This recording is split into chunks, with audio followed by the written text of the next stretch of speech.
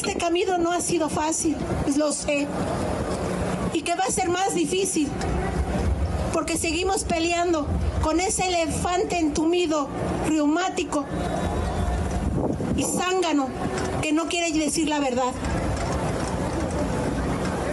Y por el amor que les tenemos a nuestros hijos, seguimos de pie y seguiremos de pie, porque nunca nos verán derrotados ni de rodillas.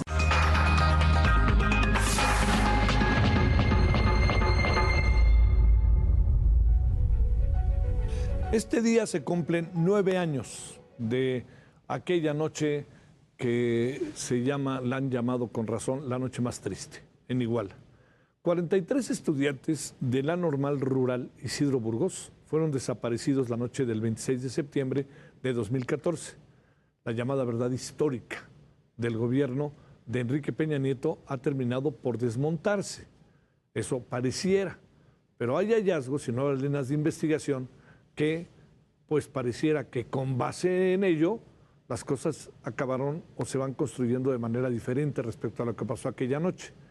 Bueno, lo que es cierto es que no se ha logrado aún esclarecer qué pasó esa noche y sobre todo dar con el paradero de los normalistas, que eso es ante todo lo más importante.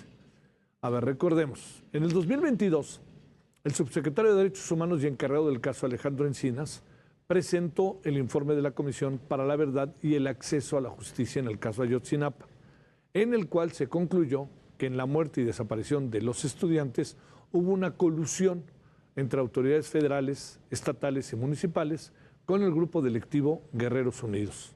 Los padres de los normalistas han exigido, padres y madres de los normalistas han exigido que se revelen todos los documentos resguardados por el ejército que puedan dar con el paradero de sus hijos. Y el presidente hoy ha dicho, todo se va a dar a conocer y todo se está dando a conocer, todo.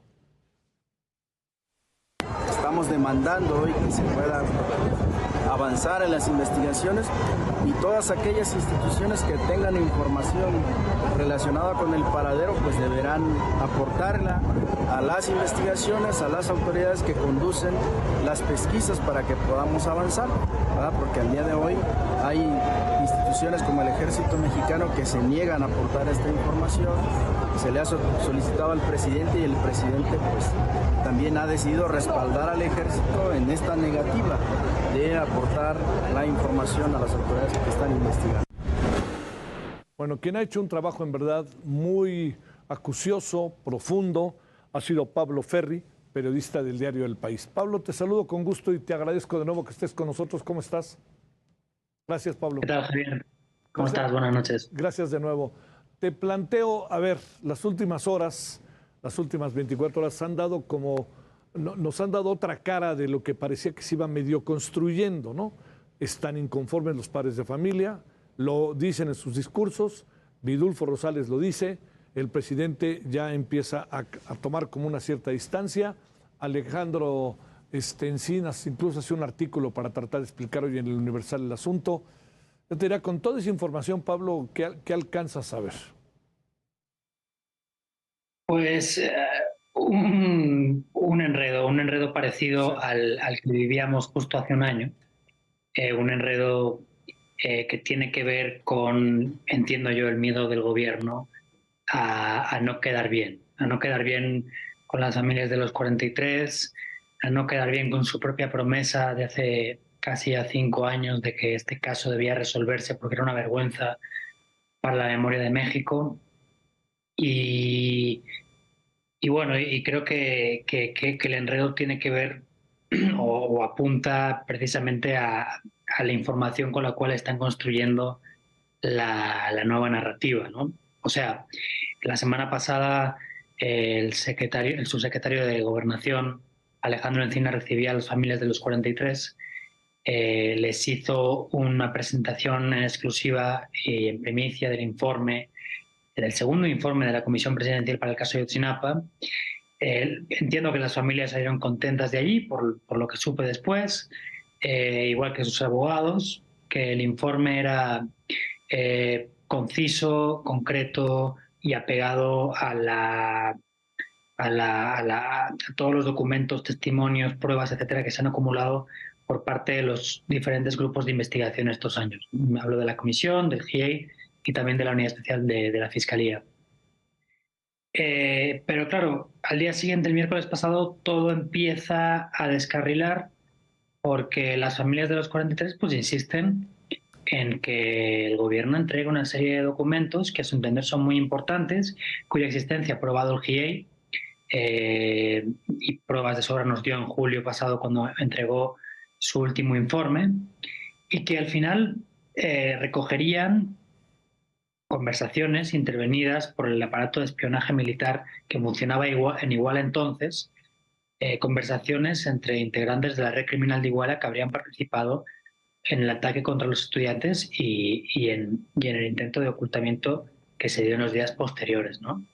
En octubre de 2021, como precedente te digo, Javier, la COBAG, la Comisión Presidencial para el Caso de Ayotzinapa, liberó un par de documentos que los equipos de investigación habían encontrado en archivos militares que recogían intervenciones del tipo que el GIEI cree que hay en otros decenas de documentos de la Sedena, intervenciones de comunicaciones entre integrantes de la red criminal de Iguala, policías, criminales, etcétera, y que en ambas se hablaba del destino de los estudiantes, ¿no? Por eso la importancia que depositan las familias de los 43 en estos documentos. Pero la cerrazón del gobierno aquí, del presidente López Obrador en particular, parece absoluta ahora mismo.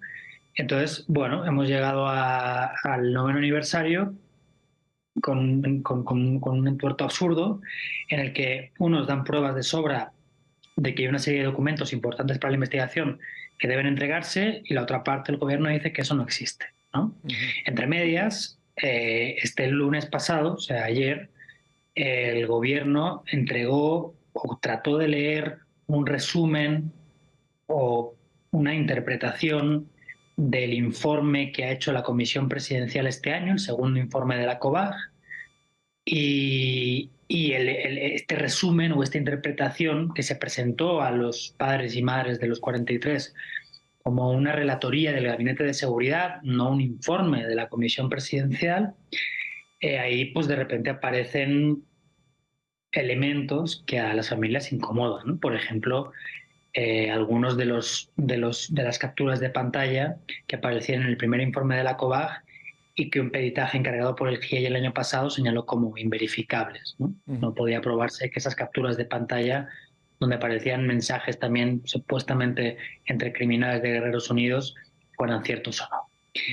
Entonces, bueno, vemos por un lado este problema con los documentos castrenses que no aparecen, aunque el GIEI ha dado pruebas de que sí existen, o por lo menos de que han existido, si es que en algún momento existieron y luego se destruyeron por el motivo que sea. Y luego, por el otro lado, vemos esta maniobra extraña al interior del gobierno federal de convertir o adecuar el segundo informe de la Comisión Presidencial a lo que el presidente y entiendo que la Secretaría de la Defensa están tratando de llegar, ¿no? Por eso la aparición de repente de estas capturas de pantalla del primer informe en el segundo informe, que en la lectura que les hizo Encinas a las familias no aparecían.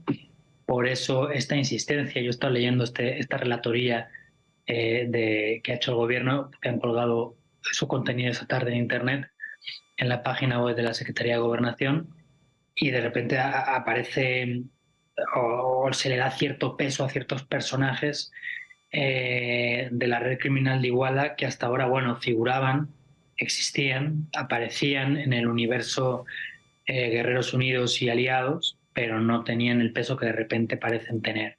Entonces sí, creo que es un momento muy delicado, creo que no estamos ante la construcción de una segunda verdad histórica, creo que sería exagerar demasiado.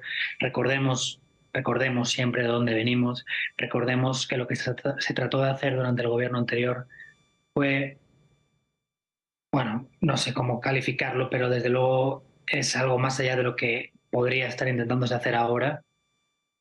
Creo que el papel de Encinas mañana en la presentación de su informe va a ser muy complicado en el sentido de cómo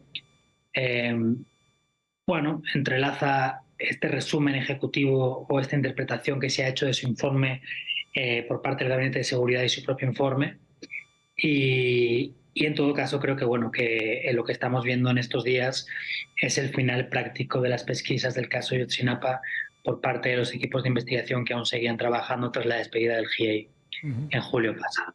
Un poquito el resumen que yo veo. Oye, bueno, un poquito un resumen. Bueno, oye, Pablo, a ver, asuntos como para pensar.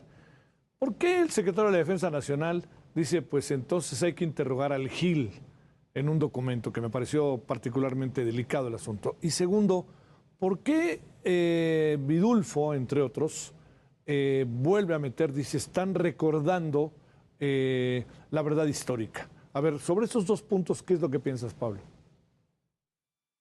Bueno, yo creo que Vidulfo sale de la reunión ayer por la tarde caliente, molesto, enfadado, y que al calor del momento, bueno, dice una serie de cosas que aunque él las siga creyendo, supongo que sí, siento que pueden ser un poco exageradas. No digo que no tengan razón, vista la resistencia del ejército a entregar la información que están pidiendo, que es lo suficientemente grave como para poner el grito en el cielo.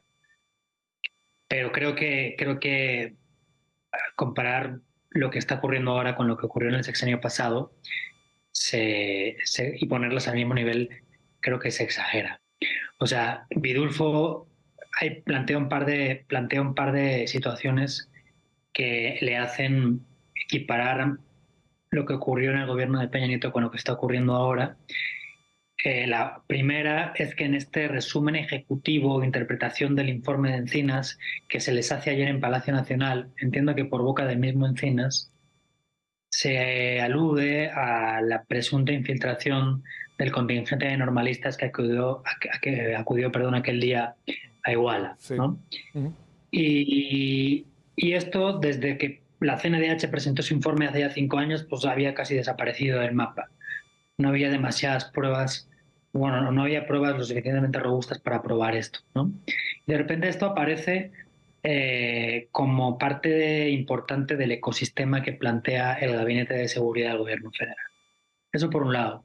Y por otro lado, de repente, en este resumen o esta interpretación del informe de Encinas aparecen algunas capturas de pantalla que figuraban en el primer informe de la COBAG, que luego el GIEI califica de inverificables y que la propia comisión acepta como inverificables y los abandona. Y de repente aparecen en esta interpretación del segundo informe de la comisión que se presenta ayer a las madres y a los padres de los 43.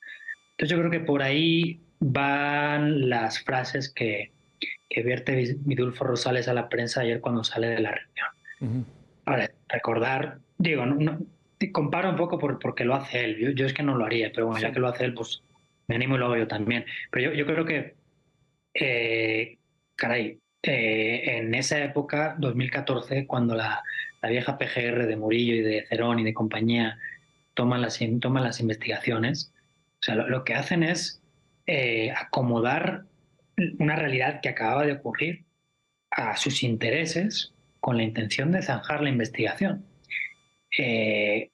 Aportando una conclusión, el asesinato de los muchachos en un lugar muy concreto de todos, la quema de los restos de los muchachos y el abandono de sus restos en un río, que no se sostiene. O sea, los peritajes que ha hecho el equipo de antropología forense argentino lo dice así, el propio GIEI también. Hay pruebas suficientes ahora mismo para pensar que se maniobró para colocar restos de uno de los 43 normalistas en el río San Juan, los restos de Alexander Mora. Nunca jamás existió una cadena de custodia que permitiese alimentar la idea de que se había actuado correctamente entonces y de que en realidad los restos de Alexander Mora en verdad habían aparecido en el río San Juan porque allí los habían arrojado días antes los criminales. Quiero decir, aquello fue una maniobra, una construcción de una realidad desde cero. Lo que se ha estado tratando de hacer ahora es, con los restos que se han dejado, llegar a algún tipo de verdad. Y la realidad es que, por un lado, los restos que dejaron eran insuficientes para saber muchas de las cosas que ocurrieron, y por otro lado, las resistencias de parte del aparato del Estado, ya hablo de la Secretaría de la Defensa Nacional, impiden que se avance en algunos de los aspectos claves de la noche de los hechos. Entonces yo creo que eso va por ahí. Y luego, en cuanto a la primera pregunta que hacías, no sé cómo calificarla. Yo he utilizado hoy varias veces la palabra burla.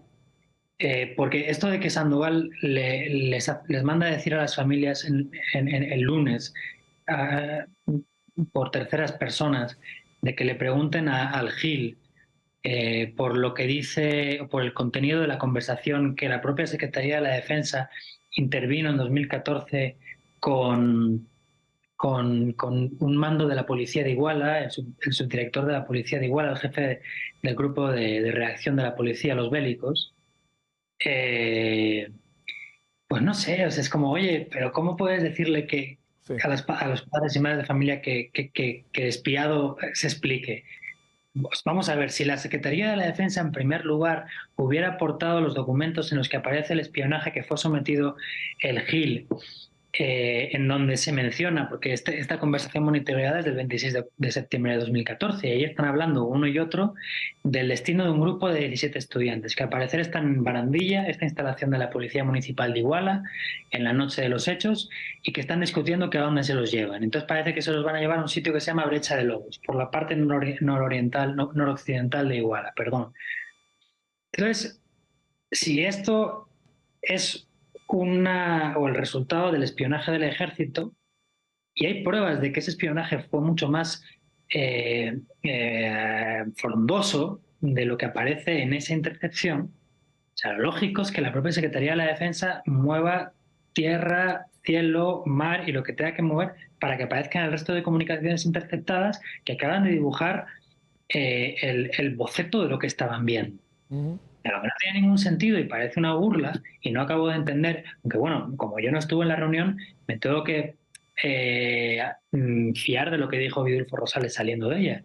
Pero lo que no tiene ningún sentido, a juzgar por sus palabras, es que el secretario de la Defensa diga, no, pues pregúntenle al Gil. ¿Cómo que pregúntenle al Gil? Sí. Pero si ustedes no estaban espiando, ¿cómo que pregúntenle al Gil? Es un poco ridículo. ¿No? Bueno, Pablo, te agradezco mucho tu participación, en verdad, que tengas buena noche y descanses. Gracias. Nada, es un gusto como siempre, Javier. Ándale, abrazo. Gracias, Pablo.